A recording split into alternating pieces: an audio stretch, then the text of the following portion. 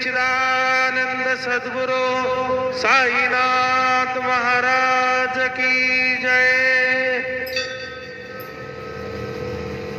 हरिः ओम।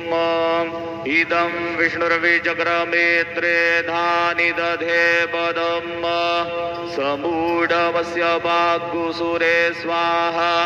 विष्णोः कर्माणि पश्यत जतो व्रतानि वस्पशे इन्द्रस्य जुज्याः सखा।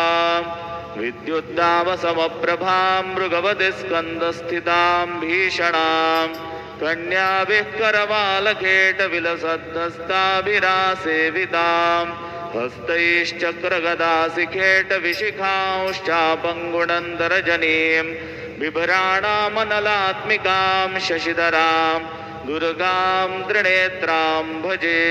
गुरुर्ब्रह्मा गुरुर्विष्णु गुरुर्देवो महेश्वरः गुरुः साक्षात् परब्रह्म तस्मै श्री गुरवे नमः।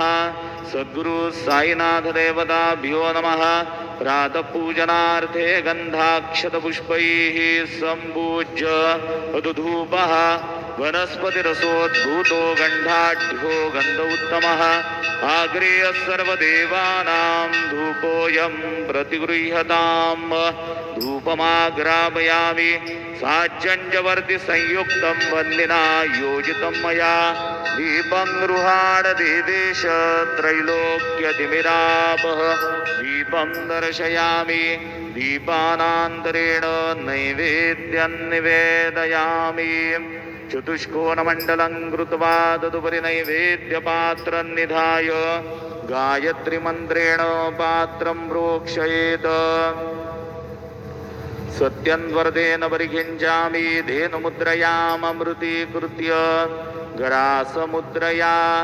ॐ प्राणाय स्वाहा ॐ अपानाय स्वाहा ॐ व्यानाय स्वाहा ॐ उदानाय स्वाहा ॐ समानाय स्वाहा ॐ ब्रह्मणे नमः।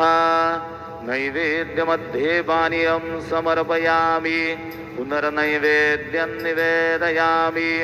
ॐ प्राणाय स्वाहा ॐ अपानाय स्वाहा ॐ व्यानाय स्वाहा ॐ उदानाय स्वाहा ॐ समानाय स्वाहा ॐ ब्रह्मणे नमः।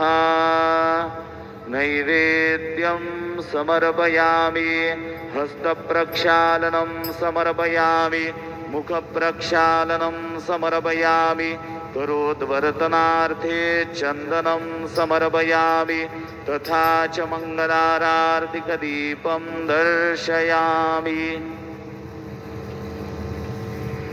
शिर्डी माझे पंढरपूर साई बाबार मावर बाबार मावर साई बाबार मावर शुद्ध भक्ती चंद्रभागा भाव पुंडलिक जागा पुंडलिक जागा भाव पुंडलिक जागा याहो याहो अवघे जन करू बाबांसी वंदन साईंसी वंदन करू बाबांसी वंदन गडू म्हणे बाबा साई भाव पाव माझे आई पाव माझे आई धाव पाव माझे आई।